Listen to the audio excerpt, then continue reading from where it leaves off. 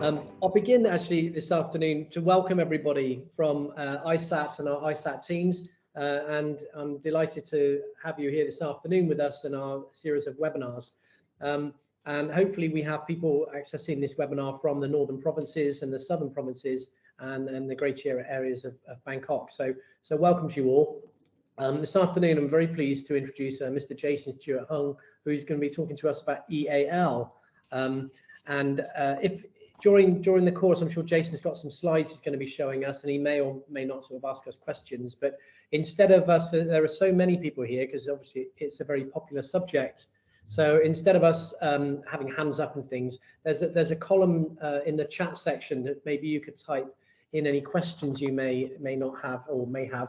And I think sometimes people ask for recommended books and links to websites, so we can paste that into the message section of the chat rooms as well. So thank you. And before I hand over to Jason, I'd like to first of all thank Jason for all the preparation for this and for this EAL presentation this afternoon, and also for spending his time with us. Jason, to give you an overview, he's got over 20 years of teaching EAL and EFL in the UK and abroad in a range of different countries. He's got a vast experience in British curriculum and IB. Not only that, he is, I'll read this out now, British Council IELTS examiner for speaking and writing. He's a certified IGCSE Cambridge English as a second language oral examiner, and also teaching Key Stage 3 and a huge amount of skills across the EAL spectrum. He's also very athletic, I see, Jason, so I'm very impressed with your football and rounders, touch rugby, and many other aspects. And a family man, we were just talking about daughters just now, and Jason has a daughter who's 11 years old, she's the same age as my daughter, and a younger daughter as well, and a wife. And interestingly, your daughter's a trilingual and British passport holder. So I think that's something as international teachers we need to really understand, I suppose, is that many of our schools have a main language, but many of our children that come to our schools can speak fluent in 2 languages or 3 or 4. And how do we help them if we're helping them with English? English may be their native speaking, but it may be an additional language that they need to take on board and acquire. And that's an incredible challenge. And Jason's going to be talking to us today about the development of vocabulary for EAL learners and how EAL learners can be disadvantaged to their native speaking counterparts. And often this is about due to lower linguistic skill levels. And although sometimes children may be able to speak well, it's the appreciation and understanding and processing that's important. It may be the receptive and listening and reading is productive, such as speaking, writing. But arguably, though, one of the most striking gulfs between the two is lexical or vocabulary language. So today the webinar is to be introducing the potential and extension of this gap. And moreover, it intends to explore ways for teachers to help EAL learners bridge that gap, both by emphasizing the need for teachers' focus and some practical teaching and learning vocabulary ideas. So I'm sure that many of us will have some takeaways from here. Jason mentioned earlier, he's being quite modest, I think, that lots of what he's saying probably people have heard before, but I should imagine that we shouldn't underestimate, even when you hear something again, it compounds your understanding of how important that is, certainly with regards to EAL. So, well, without further ado, I'll hand over to Jason and hand the controls for the slides over to Jason. And Jason, on behalf of everybody here today, thank you so much in advance for your presentation this afternoon. Okay, thank you, Duncan, for a fantastic introduction. I wish I could end it there and be done with that. But I'll hopefully give you something else, everybody, to take home for interest or for remembrance. So as Duncan said, I'm about to share the presentation with you now. So just give me a moment, please. And of course, welcome to everybody from all around the country. Very pleased that you can spend your time with us this afternoon. So the topic is a very simple title.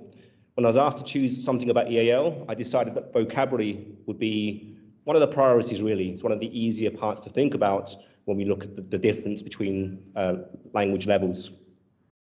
So just to summarize what Duncan said, I'm going to divide this presentation into 2 parts.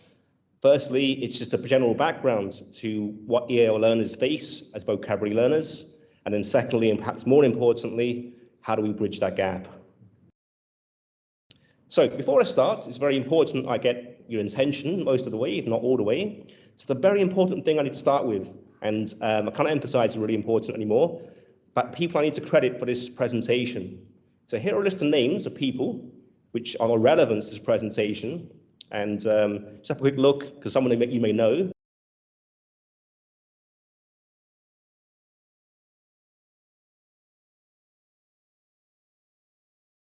Jason, I think you've somebody's muted you, maybe by accident, possibly. Maybe you could just check the.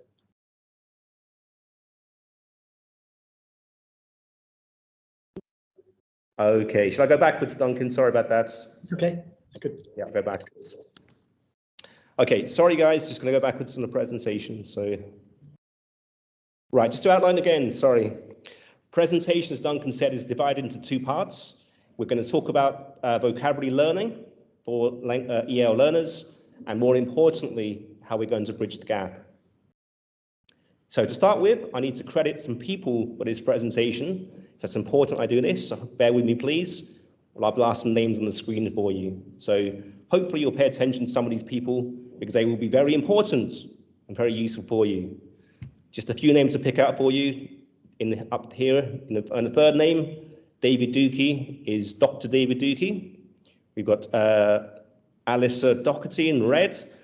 And some people think this is Emma Raducanu, the second one, as in the famous tennis player. But actually, it's not Emma Raducanu. It's actually Gemma Raducanu, who's a housewife in Budapest. And she will be very important for this presentation later, which I'll tell you why in a moment later. Okay, layer context. What is EAL? So I think everybody here knows that EAL stands for English as an Additional Language. But there's two things we kind of forget about learners of EAL. First of all, there's often a misconception that EAL is just for the beginners, those who don't speak English at all, or those who are very low level.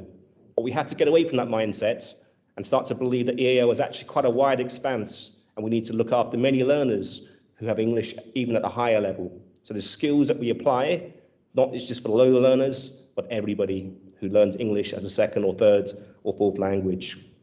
That's why the word additional is used.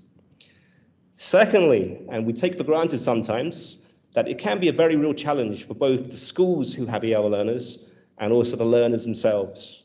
And I guess that's why we're all here today, to find out how we're going to navigate those challenges.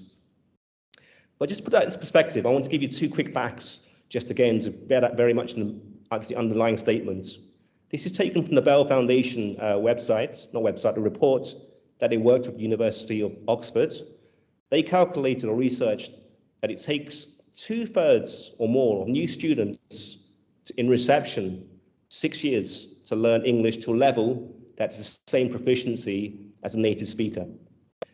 2/3 of students. That's a long time, 6.5 years to reach parity. And that's if everything is going well in those 6.5 years. Of course, we know that English is very important, but the consequence of not having that parity at some point is they're always going to be behind where they should be in terms of our assessments. So let's get into the crux of the presentation. It's about talking about now vocabulary and how it is for a language speaker, a second language speaker or third language speaker. Now, there's some good news if you're learning English as a non-native speaker, and that starts off with the alphabet, of course. As we know, the alphabet of English is not the largest in the world. It's quite common with many other languages in Europe, as you can see on the right-hand side. 26 letters, of course, for the British English alphabet. Now, bonus question for my participants. You can write in the chat, who can write down the answer for which language actually has the most letters in the alphabet, to give you a bit of participation here. So any ideas? You can write that in the chat, please. Which language has the largest number of letters in its alphabet? So just give you 30 seconds, see what you know, see what you can guess.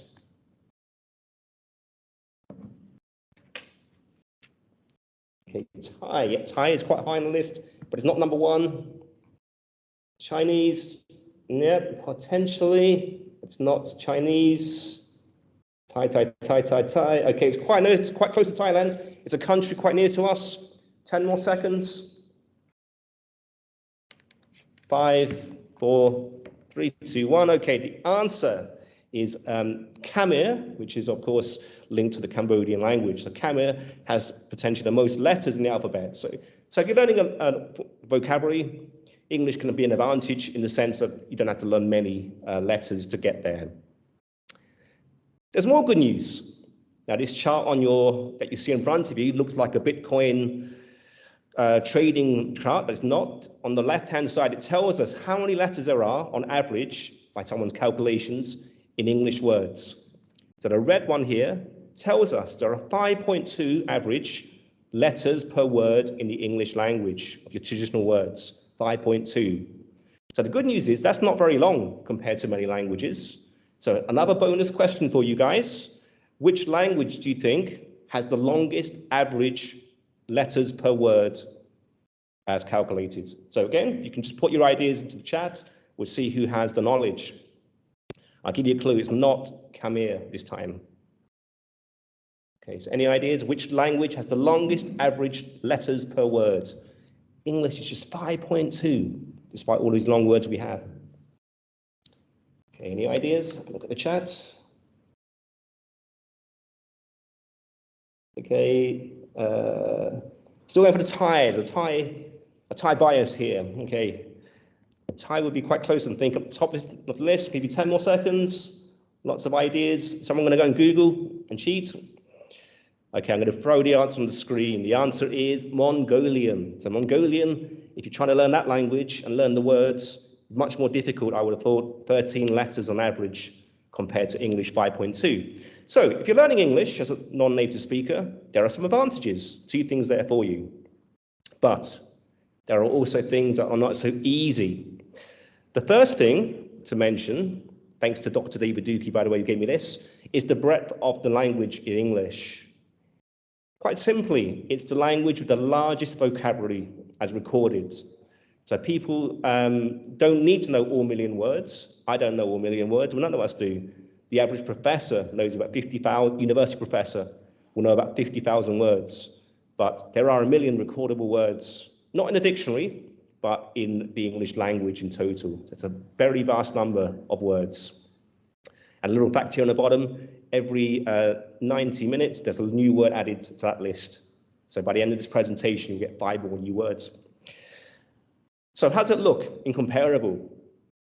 It's nearly double Chinese, or more than double. It's much bigger than everything else on that list, not just by a little bit, much bigger. So the vocabulary breadth of English is enormous. There's more bad news for language learners of vocabulary in English, and that links to texts and book work. So I have a question for you. Hopefully you can read that just there on the screen. It's often stated that you need, obviously we know we need to understand words to understand a text, but there's a question then. It's often stated that you need to know a certain percentage of words to understand that text properly. So here is the question for you to again throw in the chat. What percentage of a text of words do you think you need to know to be able to navigate and perhaps guess and understand what's going on? Now, I'll give you a little clue here. Here's a little subtext on the screen in Finnish language. So you can perhaps try to navigate that. And if you can work out from that a percentage, that'd be great. So stick in the chat, please, a percentage. Who can get this one right? Your third question so far. 50-50, 50-30. So if you understand 30% of the text, you can get away with it. Oops, just gonna put that one up there. 70, we're going higher. Okay, 80, got an 80. Any more bids? 25%. That'd be a great skill if you can do 25% of the text. Okay, gonna go to 3, 2, 1. Here is the answer. Well, first of all, that was what the text should say, by the way, in case you're interested. Here is the answer. Accordingly, from research, learners need to know between 95 and 98% of words in an extended text in order to be adequately able to comprehend it. That is not an easy number to navigate. So that's huge.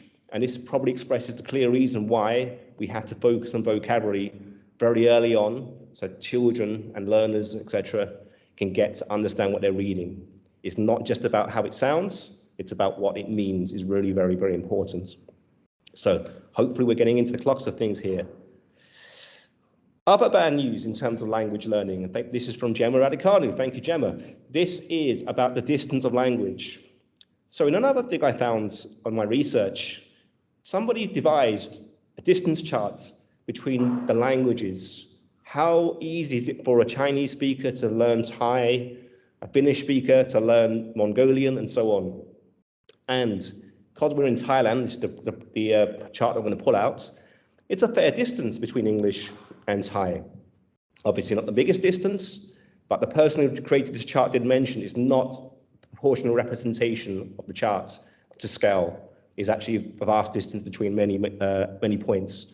But the point is, yes, Thai language is not easy to interchange with English in terms of learning vocabulary. So this is another challenge that we will have in our country here. Right, Roland Smythe has told me to give a final overview. So let's talk about what it all means in terms of English vocabulary. Now, I know many people have this, will look at English in terms of international schools, and the aspiration is to get children to pass, first of all, an IGCSE. So this chart is devised by Cambridge, and it uses the CEFR levels to help us understand the correlation between children's English level and their chance to pass that exam, perhaps. So for those who don't really know CEFR, I'm going to just point to the B2 as a kind of guidance here. B2 is upper intermediate, and it's a fairly competent level, which we need our children and students to get to. So B2 will not guarantee you to pass all aspects, but it will get you that kind of minimum borderline of where they should be by year 10, year 11. So B2, let's hold into the idea of B2. What does it mean? Well, a B2 learner roughly will have about 2,500 to 5,000 words. The difference being active is what they can use every day without thinking. They can write it, they can speak it spontaneously. Passive is what's in the back of the mind, and they may need just a bit of jogging and jigging to get it out for their work. But roughly 3,000 words is what a B2 learner will have. So I want to reiterate that. It's not they have 3,000 words if they become B2, it's the other way around. B2 means their skills of speaking, listening, reading, writing are going higher and higher, and as that same parallel, their vocabulary is increasing to about 2,500 words. So let me put that into why I'm putting this up. This is very different to what a native speaker would experience. So different kind of charts, but I'm going to just pull you down to a child of 5 years old. Hopefully you can see that just in the middle of the column on the left.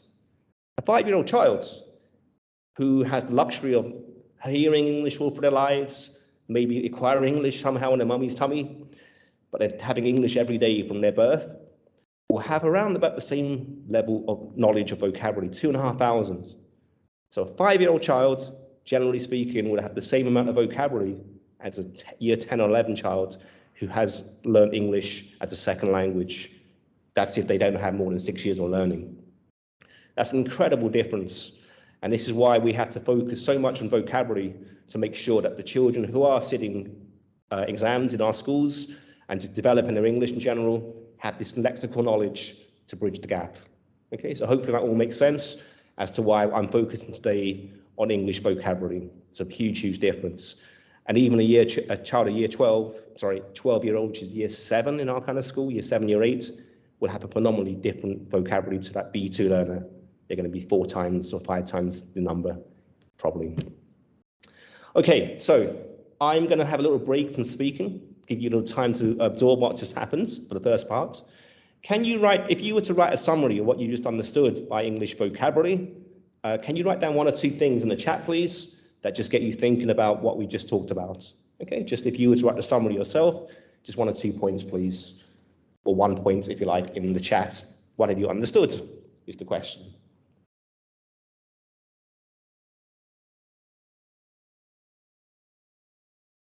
Okay, just give you 30 seconds. Thank you so much for those who are writing in there, sharing your viewpoints and sharing your knowledge. Awesome.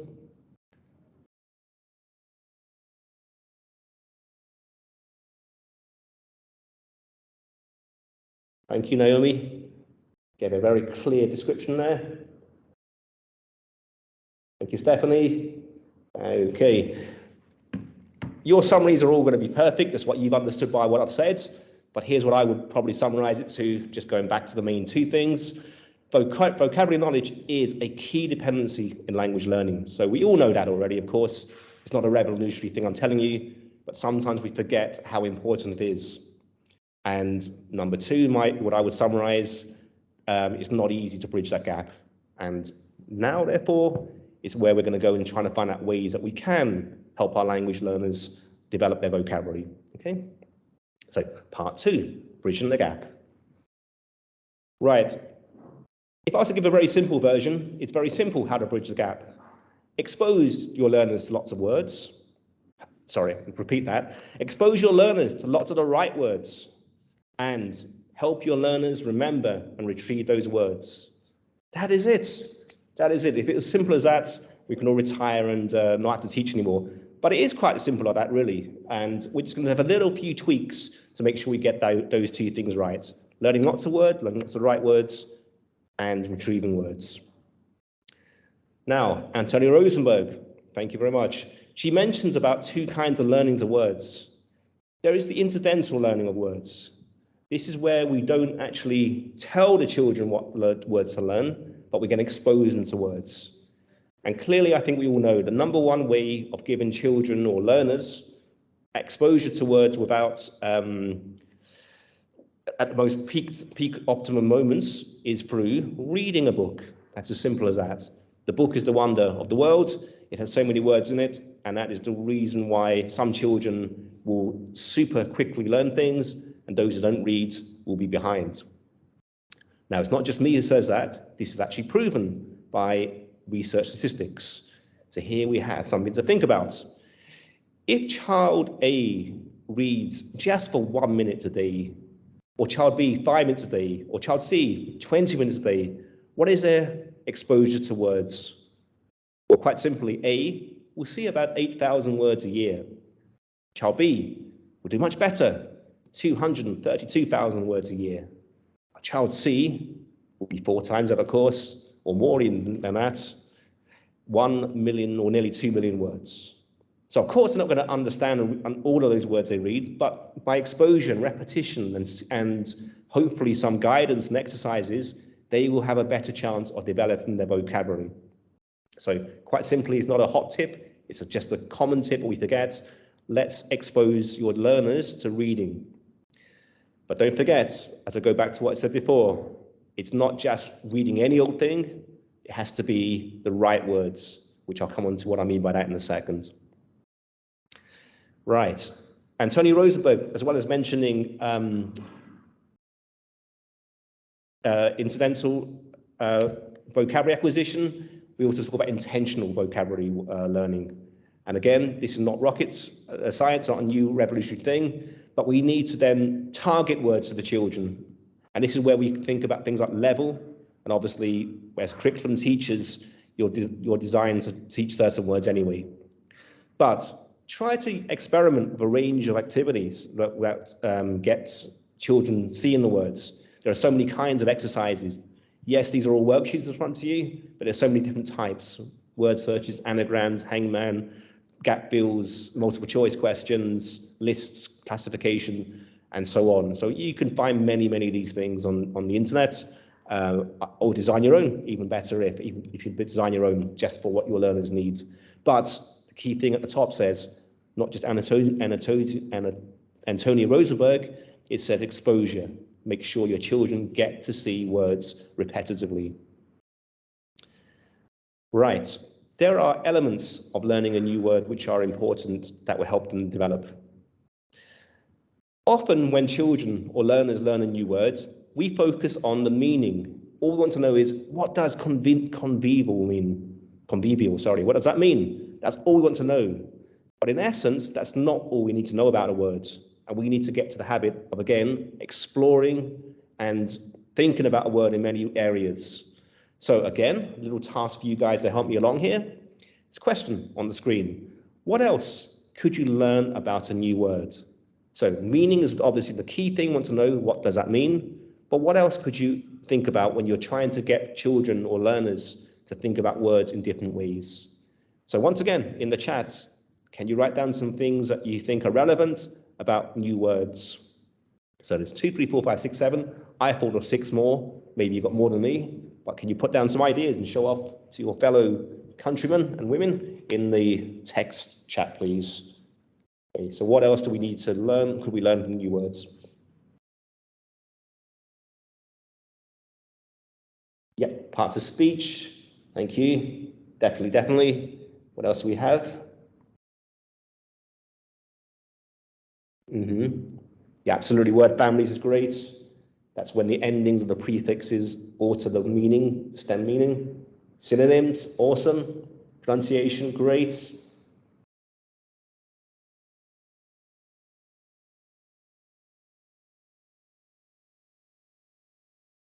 Yeah, absolutely. Okay, so lots of great ideas there. We're all on the right lines.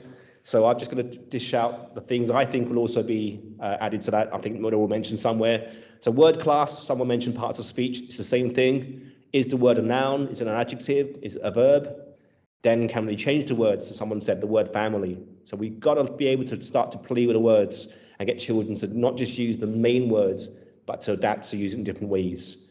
It's the repetitive use of that word that will be very important. Pronunciation, a lot of you mentioned, of course, spelling links to that as well. There's spelling rules that may not fit some words. Now it's good to know that. How do we use the word? What context is it going to be used in? What register? Is it a formal word? Is it a slang word? Also other things like collocation, words that go with it. Other people mention antonyms, synonyms, and of course, is there other meanings they need to know not to confuse them? So lots of things there. Again, we kind of know this, but we forget this. So just try to adapt the children not to only think of meaning, but experimenting, exploring the words. That will really help them. I mentioned earlier level, and this is where it's really important when I mentioned not just expose to lots and lots of words, not to just give the child War and Peace to read, but to give them the right book. And it's not just about a level in terms of the phonics level, perhaps, but also in terms of the maturity and words that come up in the text as well.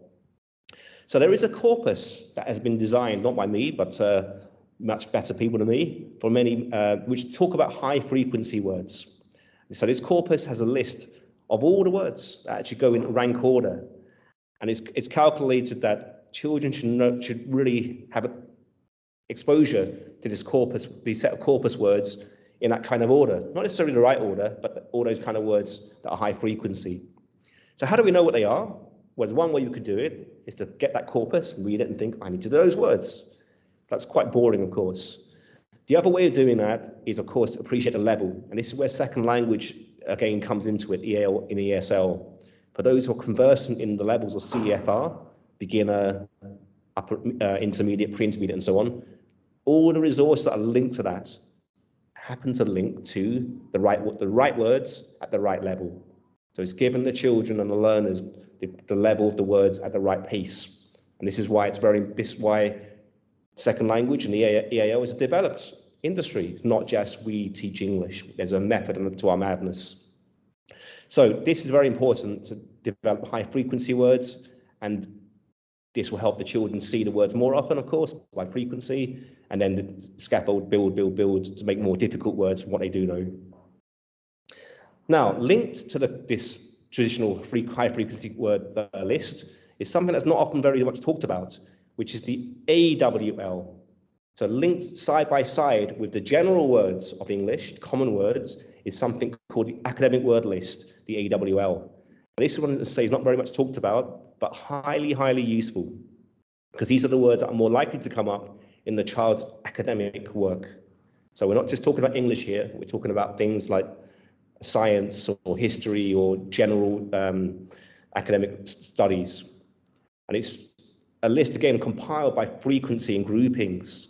So if we can start to tap into some of these words alongside the general common words of high frequency, we are building a very broad base of knowledge of vocabulary for learners. So the AWL you can find, if you Google it, it was devised by someone called, so name's coming up here, Evans about Averill Coxhead. She devised this list. So summarize what I just said here. Nation and Waring in 1997, quite a long time ago, but it still holds true, more than suggest, they recommend, they tell, that we should teach the 2,000 most frequent words I just mentioned in the high frequency word list. Following on that, or simultaneous to that, we should also be tapping into, at the right appropriate age and maturity and level, the AWL, the academic word list. Quite simply, it's their pathway to success, so they say. If you do both, and the learners are ready to learn both and are eventually competent in both areas, the AWL, the high frequency words, this will go back to what we did before. We talked about text and navigating text. They should be able to understand 90% of common texts that are written at any academic text level. So they don't need to know 1 million words. They need to know 3,000 of the most useful words that will get them through most of their studies and time. Of course, that's not the end of the journey for them. We want to learn much more than that and different kind of things, but this gives you a little pathway and suggestive tool road of which words to teach them. Okay, so this is a very important way to think about it. Now, once they do that, once they have these 3,000 words, as Roland Smythe will suggest, learning vocabulary in context then becomes their next task, really. And it's a big skill, but if they do this, it means they no longer need to always look at a dictionary to find every single word. There's nothing more frustrating for a learner and perhaps a teacher if the student is stopping every 2 minutes to check the dictionary, what does this mean, what does this mean, and so on and so on. So this is a way that we need to just get them to think about how they can use skills to comprehend vocabulary which are not otherwise given. So there's a checklist for this actually again. Again, you can read about this more in depth through other resources. But to break it down, there's 2 areas that we need to think about when we try to learn vocabulary that we don't know through context and give it our best interpretation. Number 1, identify the part of speech. Is it a noun, an adjective, verb, and so on? That could help us. And of course, we need to hunt around the sentences. Sometimes learners don't do that. They just look at the sentence the word comes in, but they never look before or after. And we need to get them to start to think about that as text, as more global, not just sentence structure or word only. It's not just the vocabulary itself, the word itself. It's a more global thing that will help them. So how does this look in a text, perhaps? Well, this is one I just drew up myself or written up myself. Of course, you can practice doing your own ones depending on the level of the students, but we're getting to use cognitive skills here. I don't want you to do this. Obviously, I think I'm much brighter than me to be able to do this, but you can see that there are 4 words there. First of all, the student will try to comprehend the part of speech, perhaps, and then they will try to look at things around it to give their best interpretation of the words. It's good exercise. They may not get it right, but they're thinking, they're starting to use the skills, which is really, as I say, the most important thing, because eventually you cannot teach every single word to the child. They will need to start to use the skills to themselves. So, thank you, Roland Smythe. Learning vocabulary in context is vital. All right, doing so much work on learning words can be exhausting, but can be fruitless if we don't keep the words. So we need a way for students to make sure that they're always recording words. So this is what I use for my students in Key Stage 3, a little word bank I device, nothing, again, special, revolutionary, but they use it, and that makes it very important for me and them. So I suggest for all language learners, for all teachers out there, get your students to do something similar. Of course, depending on the age group, this kind of thing might be appropriate, or something more simple could be appropriate. But the recording is vital. Otherwise, the words might get lost in the ether at some point in time. And again, it's not just the word focused on the meaning, it's maybe things such as the type of words, the subject it came from could help, and so on. You can devise your own similar review of words. Now, for younger learners or learners who prefer visual, of course, making flashcards could be a great idea as well. So I've just dabbled my own flashcards here on the screen. Thank you, Roland Smythe, by the way. Potato, I didn't know this word in Thai, so I thought I'd learn it. And I can see it's man frang. I'm sorry, my pronunciation not great. I gave it my best shot. And I believe in Thai would be chan chub. So I made my own flashcards to help you learn those words. So I can then use visual representation to go a step further to try and learn these, to remember these words. And this is part of a scheme called mnemonics, where there's many ways of remembering things. There are many. I'm going to work on visuals for now. So I've used this idea here of a man holding a potato that will help me visualize and remember that word man frang. And sounds like Chan Chop. So Jackie Chan, thank you very much. And a chop lock will help you remember that one. So here's my mnemonics, Chan Chop Man Frang. Now trust me, I don't speak Thai, but I tried trying to use this mnemonics and it worked for me. I like potatoes in Thai. Now, in case you don't believe me, I'll try this again. I don't speak Finnish. I know I mentioned Finnish a couple of times in this presentation. I don't speak Finnish, but I believe I like potatoes could be Pidan peronoista, that's right, Pidan peronoista. And again, Pidan peronoista would be correct. I like potatoes in Finnish. And again, mnemonics, how do I do that? I imagine the pecan nut, that's what I did, with desperate down, Pidan, Peru, noista. So in my mind, I visualize those things, not the words, but the visuals that help me remember that. I did this last night, by the way. I didn't spend 20 years trying to do this, so it does work. Vietnamese, how do I say I like potatoes in Vietnamese? Toi tik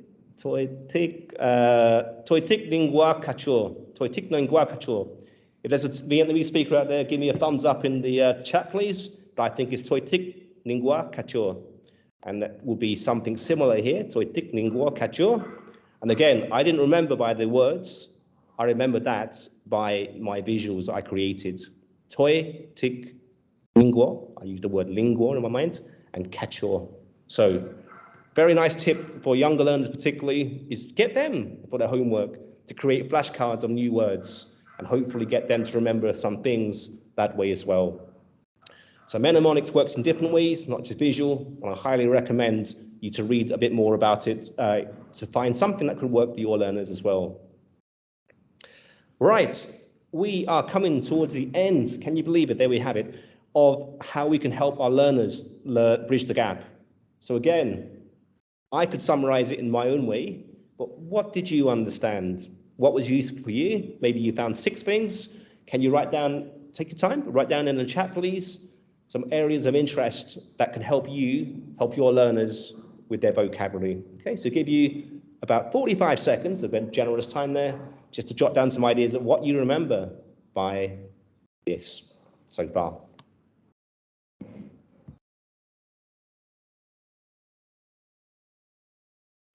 So how are you going to bridge the gap? Oops, just gone up there.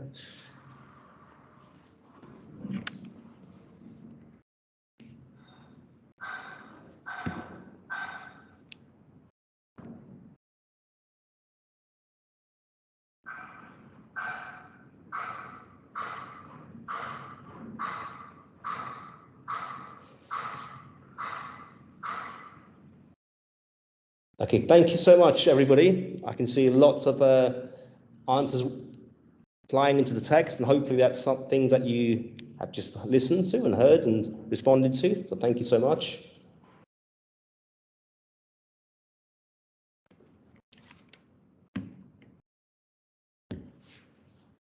Right, as you're still writing, I'm going to summarize it in my own way, what I think is important to take away in the bridge the gap scenario. So there's many things you can probably pick up, but I would say, first of all, let's remember there are 2 kinds of words really for learners.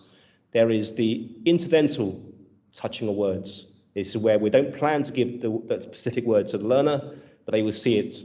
And the best way of doing that and enriching students is reading. It's not a revolutionary idea, so I'm sorry I've not given you something new there, but we kind of forget and don't sometimes push students to read enough, but that's the way they will bridge that gap the fastest in terms of word exposure. Now, of course, likewise, they don't always pick the right level of words, so we have to target the words, and that's intentional vocabulary learning, and therefore, hopefully you can hark back to some of the things we just talked about.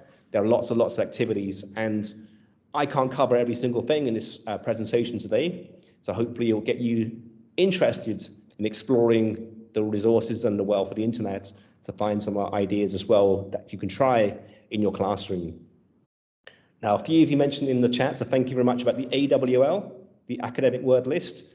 It's, yes, very important, especially if you go up the levels and the ages. And again, I'm going to mention something here I didn't mention at the beginning.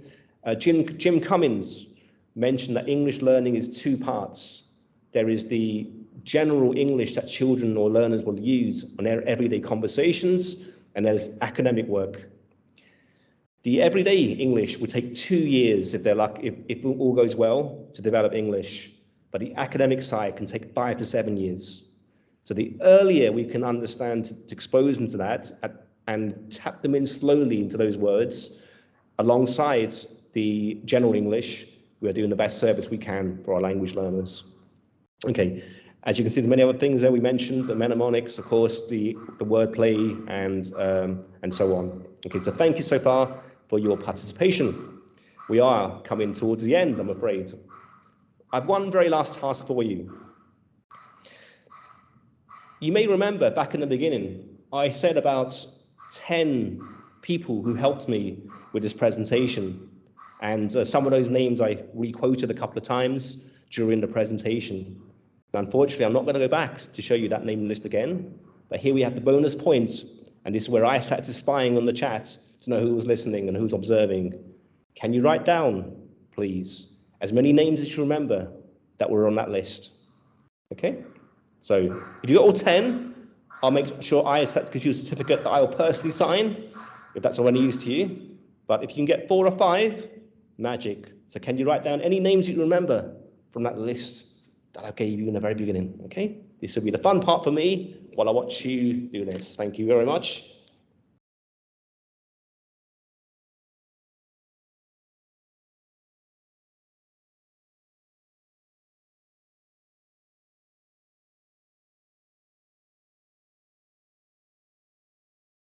Okay, someone's put their own name down. That's great, but thank you. Yeah. Okay.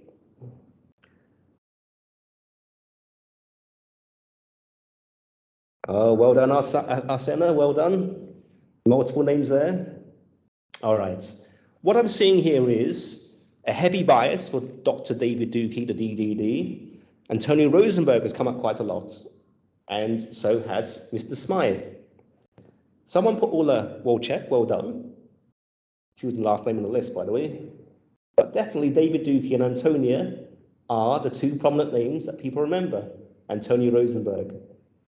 So I'm guessing, I'm going to have a little hazard guess here. Why do those two names stick to your mind and nobody else? Because there were some easy names in that list. Jake Bell is quite an easy name to remember, or Peter Stamp, if you're a native speaker. It's not an uncommon name. But Dr. David Dukey, perhaps Roland Smythe, and Antonia Rosenberg were our prominent list of names. And this actually comes back to the most important thing, perhaps I can tell you about in the presentation. I'm just guessing here. Those names are more prominent because they came up many times in the presentation. I attached those names to certain slides, I mentioned them a couple of times, and they might have just stuck in the mind a bit better. Whereas names like Eva and Peter Stamp and Jake Dell were never mentioned in this list, or maybe 1 or 2 people. That's because I didn't really touch upon them at all. I just incidentally gave it to you, and then there it was, and there it's gone. And this is very, very similar, therefore, to how vocabulary learning is. Learners cannot really learn things just like that. They need exposure to it 1 time, 2 times, more times than that, and perhaps mentioned in different contexts and different ways. And this is why multiple exercises are very good. Even if the students know the answer, it's just drumming and bringing them back into the mind. And this therefore comes into my very, very, very last question.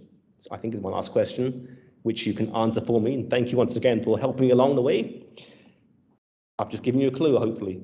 How many times do you think you will need to see a new word before it really sticks into your long-term memory. Okay, so your last chance to help me along here, just put a number inside the chat, please. Is it a 1? Is it a 2? Is it higher? How many times do you think a learner or you have to see a word before it really becomes second nature, not just a passive word, but an active word? Let's see what you come up with, guys. 5, 10, 20, okay, 5, 10, 5, 7, 10 to the 10, 10, 10, 5, 15, okay. Quite a lot of 15s, 8, thank you very much, many times, yeah, okay. Loose answer there, many times, okay, 8, a lot of times, 80, okay, Sana, thank you very much, 80 times, okay, lots of different answers there. Now, of course, there isn't really one fixed answer. It's not this is the only amount of time we do it, and that's the end of the story. But 17 is generally seen as the amount of times a learner needs to see a new word, such as a name, and that will help them to stick it in their memory. Now, I've got an 8 on the side, because some learners who are super fast might do it in 8. Some who are not very good readers might do it in 25. So the average they suggest when research is at 17 times to see a word, and it then suddenly becomes more of your active vocabulary. That is, as someone mentioned, a lot of people mentioned, a lot of times. So of course, it doesn't mean we just skip that word 17 times in succession. It means we need to do it in 2 ways. 1, explore all those activities that we have discussed today. Explore other ones that you have better ideas than me of, but we have to do multiple times. And it's not just because they know the word, it's to help children or learners remember the words. And secondly, it's not to do it all in one day. And this comes onto another field of study called retrieval practice, which recommends splitting learning between 1 day, 1 month, 6 months. So it's always a case of recovering words that students are learning.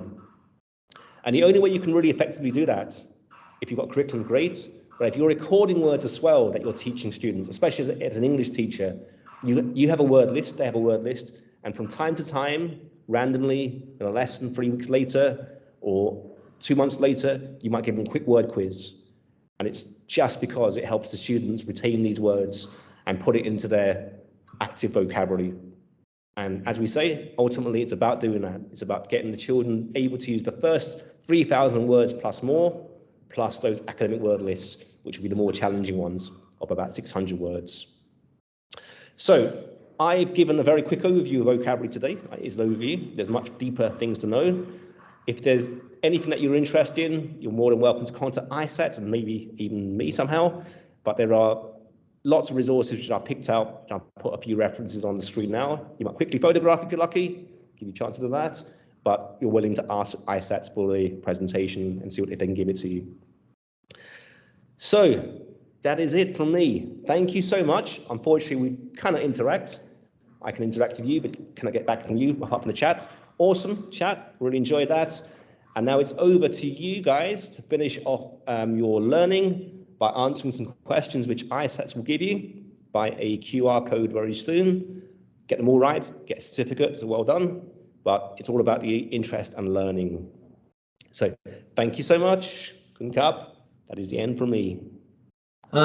Jason, thank you so much for that enlightening presentation. I'm sure on behalf of everybody here, we all appreciate how much work you put into this and your deep experience and knowledge within the regards of acquisition. I guess it's all about acquisition of another language, which is somewhat technical, but also it's relying on the kind of neurological functions that occur within our mind. And you focused on the sort of being exposure to language. And I guess to a certain extent, we find this, that if children come to school and begin to learn in school, it's essential really they're immersed in the language at home or in play. So that's incredibly important. And I love your idea about it bridging the gap between whatever the native language is and English. And thank you for making it interactive as well, asking us to consider, I think it was Mongolia, was it, that had the longest words, which I thought really interesting, and using those different facts and figures are very helpful. I've always been a big believer in the high frequency word list, not as a standalone, but certainly there are key words that children should recognize and understand, and then they see them time and time again in the English language, and that word is a familiar word for them to hang on to. And also you mentioned about the second language reader should be able to understand 90% of the words encountered in any academic text, and I think that probably highlights the importance of reading and the skills that EAL teachers have when working with children who have it as an additional language.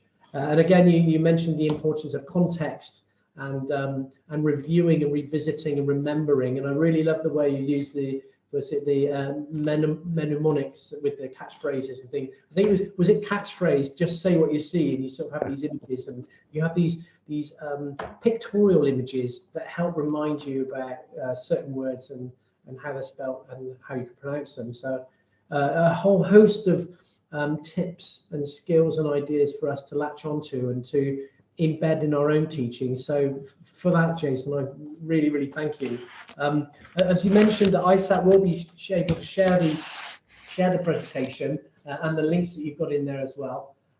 So that's fabulous. And if you do on this, if you complete the questionnaire from ISAT and follow the QR code, and also that will enable ISAT to check the names and email addresses of the participants today.